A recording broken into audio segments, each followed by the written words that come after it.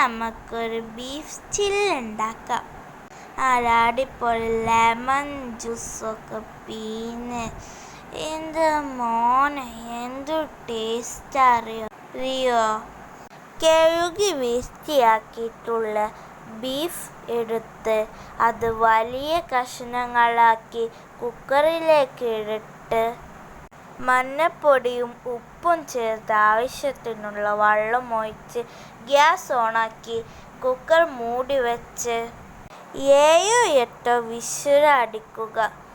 അങ്ങനെ വിസിലൊക്കെ അടിച്ച് കിട്ടിയിട്ടുണ്ട് സാധനം. ഇനി ബീഫൊക്കെ നീളത്തിലുള്ള കഷ്ണങ്ങളാക്കി എടുക്കുക.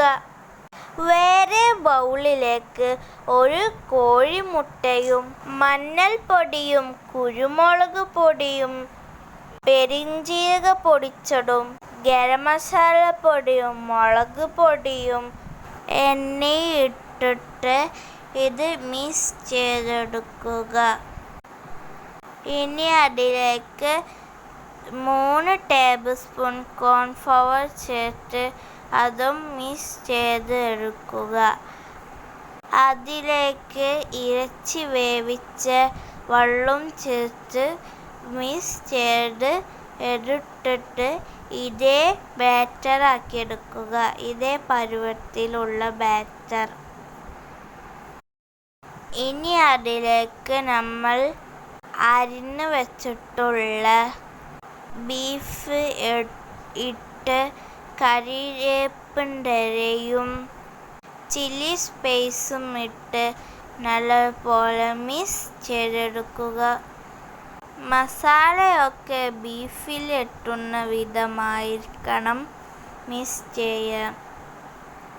അങ്ങനെ ഞങ്ങൾ അതൊക്കെ ബീഫിലെത്തിച്ച് ഒക്കെ മിക്സ് ചെയ്തെടുക്കുക.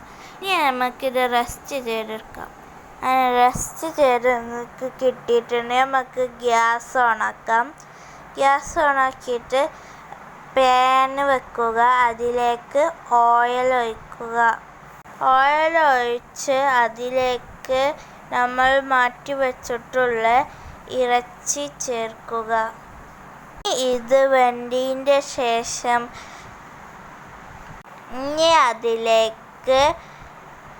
ഇനി അതിലേക്ക് പച്ചമുളകും കറിവേപ്പിൻ്റെലയും ഇട്ട് അത് വെന്ത് വരാൻ വെക്കുക.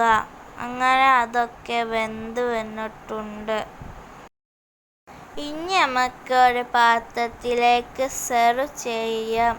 അതിനായി എണ്ണയൊക്കെ മാറ്റി വെച്ചിട്ട് നമ്മൾ ബീഫൊക്കെ അതിന് എടുത്തിട്ടുണ്ട്.